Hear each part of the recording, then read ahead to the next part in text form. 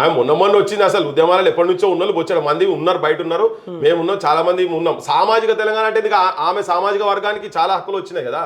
ముఖ్యమంత్రి ఆయన ఇంట్లోనే బొచ్చాడు పదవులు వచ్చాయి. వాళ్ళ నాయనకు పదవి వచ్చే, వాళ్ళ అన్నకు పదవి వచ్చే, ఆమెకు పదవి వచ్చే, వాళ్ళ బావకు పదవి వచ్చే, వాళ్ళ తమ్మునికి పదవి వచ్చే, సంతోషరావుకు, వాళ్ళ కులపులకు వినోదరావుకు వచ్చే, వాళ్ళందరికీ వాళ్ళకి సామాజిక న్యాయం అయింది కదా.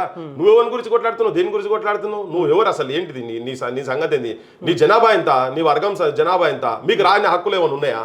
అదేమైనా ఉంటే కింది కులాలలో కొట్లాడుకుంటారు. ఇంట్లో కూడా మీరే పెత్తనం చేస్తారా వచ్చిగా, పైసలు ఉన్నాయి కదా అని చెప్పి దీనికి కూడా మీరే వచ్చి కూర్చుంటారు. బీసీల గురించి మీరే మాట్లాడతారు, ఎస్సీల గురించి మీరే మాట్లాడతారు. ఒకవేళ నిజంగా నీకు అట్లుంటే మీ నాయనను, మీ అన్నను ఫస్ట్ ప్రెసిడెంట్షిప్ లెక్కలి తీసేసి ఒక ఎస్సీ ప్రెసిడెంట్ చేయమని చెప్పండి.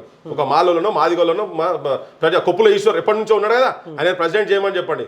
నీ జాగృతికి నువ్వు పక్కకు జరిగి అక్కడ ఇంకో మా ఎర్రల సీన్నో, గాదర్ కిషోర్నో, సుమన్నో చేయమని చెప్పండి. అలా పార్టీ ప్రెసిడెంట్ చేయమని, వాళ్ళు కూడా మొదటి నుంచి ఉన్నారు కదా, వీళ్ళందరినీ పార్టీ ప్రెసిడెంట్ చేయమని చెప్పి బీసీలను ముంగడబెట్టి వీళ్ళ పెట్టి ఈ నాయకత్వంలో అప్పుడు నువ్వు సామాజిక న్యాయం అంటే నిన్ను కూడా నమ్ముతాడు.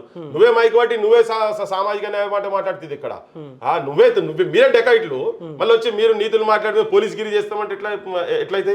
ఇప్పుడు కుంభకోణాలల్లా తెలంగాణ పేరును దేశంలో ప్రపంచంలో సర్వనాశనం చేసి ముందు స్థానంలో ఎవరన్నా అసలు ఆడవాళ్ళు ఎవరన్నా తాగుడు దందా చేస్తారు పై చెత్త చిల్లర దందా చేసి పోయి అరెస్ట్ అయ్యి సిగ్గు లేకుండా బయటకు వచ్చి సామాజిక న్యాయానికి మాట్లాడితే ఇది ఏందన్నట్టు అసలు నాకు అర్థం.